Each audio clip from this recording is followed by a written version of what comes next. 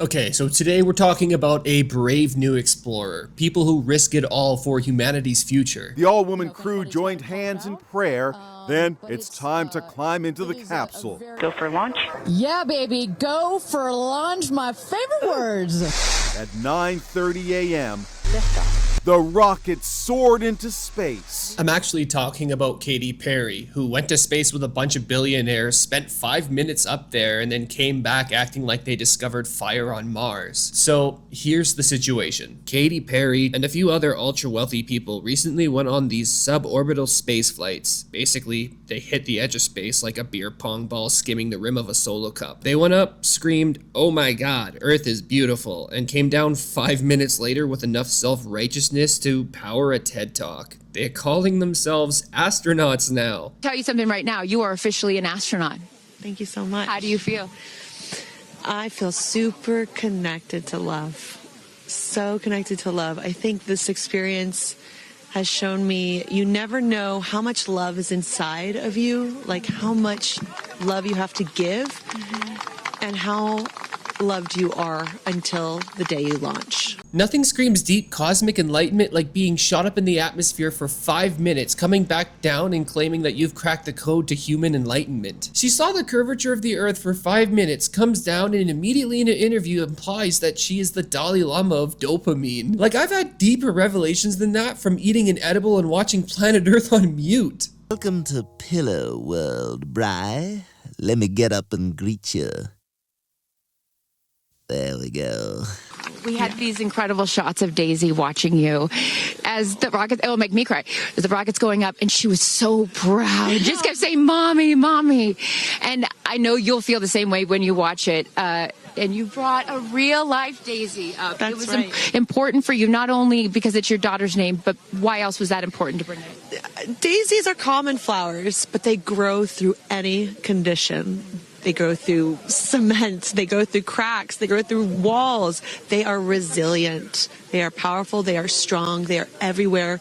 Flowers are, to me, God's smile, but it's also a reminder of our beautiful earth and the flowers here and God's smile and the beautiful magic that is everywhere, all around us, and even in a simple daisy.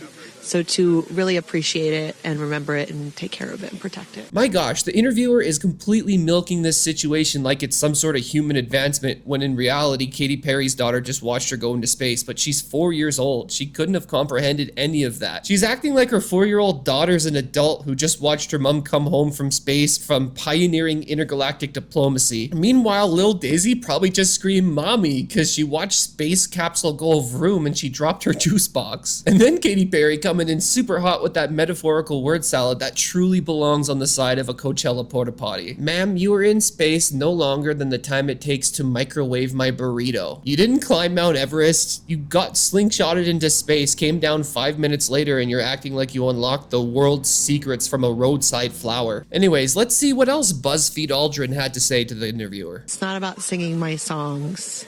It's about a collective energy in there. It's about us. It's about making space for future women and taking up space and belonging. And it's about this wonderful world that we see right out there and appreciating it. This is all for the benefit of Earth. Okay, let's break that down for a second, because what the hell did I just listen to? What in the Buzz Lightyear brand feminism was that? You took a billionaire-funded space Uber for 5 minutes, Katie, not a machete to a glass ceiling. This wasn't Hidden Figures either. This was a hidden PR stunt. You were making space for women? You were taking space from actual astronauts, from scientists, from people who can look back at a hole and not compare it to a freaking daisy. And what about "it's about the benefit of Earth"? Nothing says "I love Earth" like hitching a ride on a carbon-spewing celebrity missile so you can cosplay Neil Armstrong for TikTok. That's like saying eating a $700 steak in the desert is your way of helping world hunger. And collective energy? Come on. That spaceship wasn't a meditation circle. It was a capsule full of rich people who floated for 5 minutes in space, all to come back and give all these spiritual talks that have the equivalency of a Dove chocolate wrapper. I swear to freaking God, man, this is like Etsy brand ego with rocket fuel. This experience is second to being a mom. Wow. Yeah, that's it. And that's why it was hard for me to go, because that's all my love right there. Wow, now she's saying that going to space just barely comes in second next to raising her child. Like, imagine her speaking to her kid one day like, yeah, honey, I love you. But that one time I floated into space, that was close. Yeah, because I just asked for a sign from the heavens, from my angels, and they're like, well, here's the feather, which is what your mother calls you. And if that's not enough, the capsule's named Tortoise, which is the second nickname that your mother calls you. And I'm like, okay, I'm going. Yeah. I got the message, and I'm going to get the message. I got the message and I'm going to get the message. Katie, the universe didn't send you to space. Jeff Bezos did. And not because of signs and feathers either, but because you're rich and available. I'm asking this question for your fans. Will you write a song about this experience? Oh, for sure, 100%. And not only that, I got to reveal my set list for the tour on a butterfly. How apropos. Incredible. Just flying in space. I don't know if anyone's ever in space. I don't know if anyone's ever done that before, so I'll just There's a lot. Ah, okay. So she went from, this is for the betterment of mankind to, hey, you should buy my new album coming out now, and it's gonna have a space song. So I get it. The only thing orbiting faster than that space shuttle was her marketing team trying to figure out how to make space travel tax deductible. And I think maybe the funniest part of this entire interview is back when she said the universe has her back when she's going up there. Like, let's just denote science entirely. The hundreds of thousands of hours that the scientists have put into making this possible and pretty foolproof. The billion-dollar spacecraft that Jeff Bezos would definitely not let crash. Yeah, but the universe has your back. And if you thought the theatrics ended in space, well then buckle up, because when they landed back on Earth, Katie and crew decided to kiss the literal ground like they were on some death-defying trip to Mars, instead of some glorified Disneyland ride with the budget of $1 billion. She got on her hands and knees and kissed the earth. Katie! The pop star also kissed the ground. And you can tell that kissing the ground was completely planned out, because you could see exactly when she got out of the capsule, she did that subtle flick of the hair back. I mean, when you kiss the ground, you're not planning on doing that. You do that because you literally had it on your mind the moment you step foot on the ground, and you do it out of pure compulsion. But this was purely a PR stunt. And here's Carrie Ann, another passenger on this glorified PR missile, describing how seeing the moon from barely outside Earth's nostrils was a divine, life-altering cosmic gift. I have almost no words. It was the most incredible experience of my life to be up there and see like such vast darkness in space and look down on our planet. The moon was so beautiful, and that was like, I felt like that was a special gift just for me. The moon is about 238,000 miles away from Earth. Whether you're at sea level or floating just above the atmosphere in your luxury space goodie bag, that shiny rock looks way better through a telescope you can use in your backyard. Saying that felt like a special gift just for me sounds a lot like a kid who found a quarter and thought that was a gift from God. No, seriously, here's a picture of what the moon looks like with the naked eye from the space station, which is higher up than they went. Now here's one from the top of a mountain with the naked eye. And now here's one with a telescope. And you tell me which ones you think are better. I'd probably place my bets on you saying that the one from the mountain and the one from the telescope looks better than the one from the space station. I felt like that was a special gift just for me.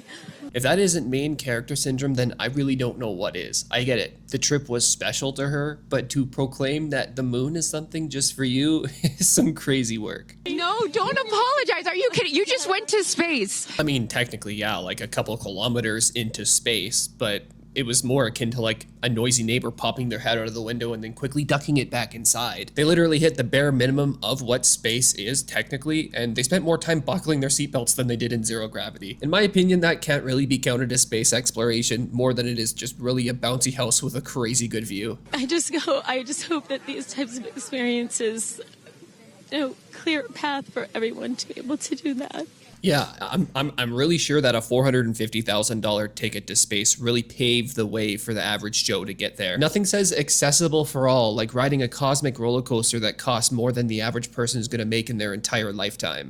What's next? Is she going to open a lemonade stand on Mars to inspire inner city kids? So let's just take a quick second to admire the absurdity of what's happened so far in this video. Patey Perry, a woman whose entire trip to space was shorter than the bathroom break you take after eating Taco Bell, has now declared herself emotionally reborn, spiritually awakened, and apparently chosen by the moon for a gift. Apparently she saw love, flowers, and a divine message from the heavens all in just 3 minutes of space-time. Oh, and don't forget, this entire interstellar awakening just so happened to line up with her album release. Coincidence? I think not! But hey, maybe I'm just being really harsh. Maybe all the comments under these videos of her giving her speech support her doing a cosmic marketing maneuver. Let's see what the public has to say about this cosmic endeavor. Alright, what do we got here?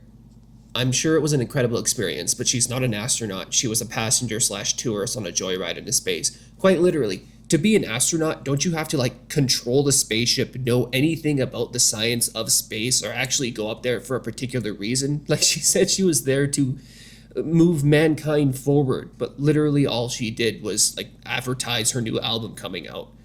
How can she go to space, come back, and say not one word about it? Talk about love? What the fuck? Exactly, literally. I've been saying this the entire video. What the hell was she saying? It was like she went to Coachella and literally read the side of the porta potties. I don't know. If any of you have been to a music festival, you know exactly what I mean by some of those stories and sayings on the inside of those porta potties are absolutely unhinged. A lot like what Patey Perry said in this video. Astronauts should be protected title for actual astronauts.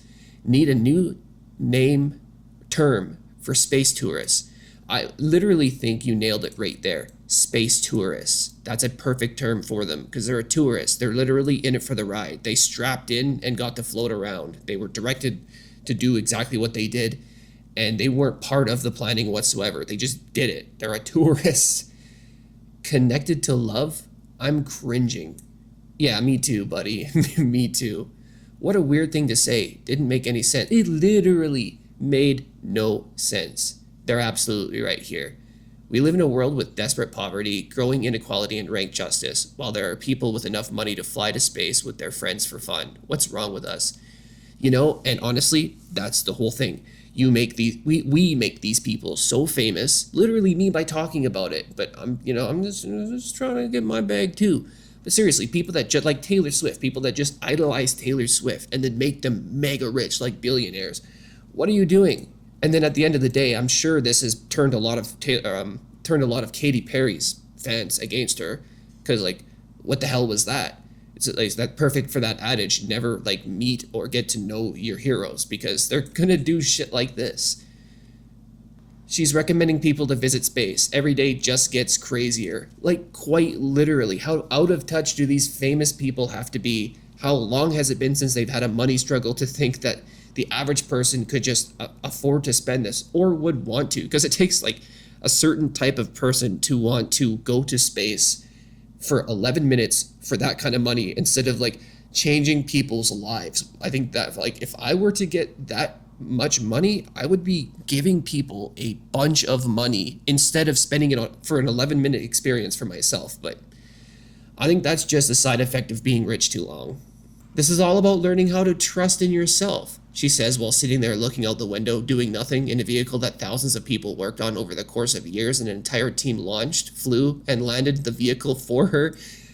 Literally. But you want to learn what true love really is? Let me switch my camera, grab my phone, and that right there.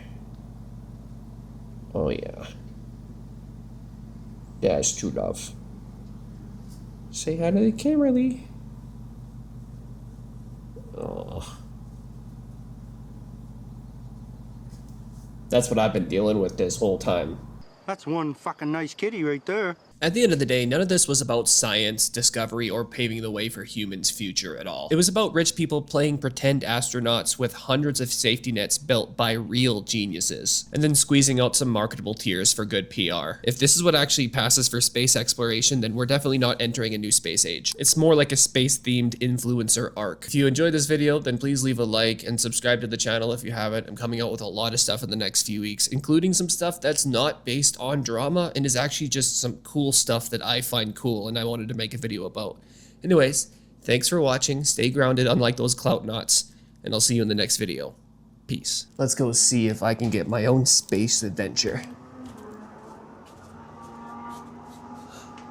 The moon just winked at me.